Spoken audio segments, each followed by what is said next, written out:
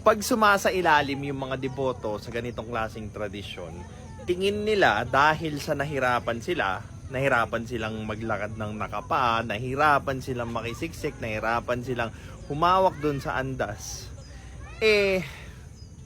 forgiven na yung mga katangahan nila, pagiging tamad nila, yung mga masasamang habits nila, so on and so forth.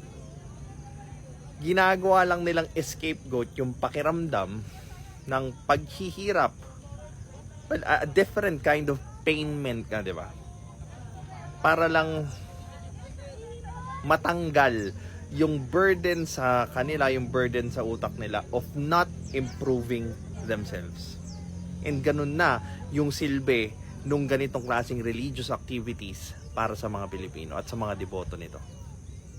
Well, this is Pinoy Extreme. Have a good day.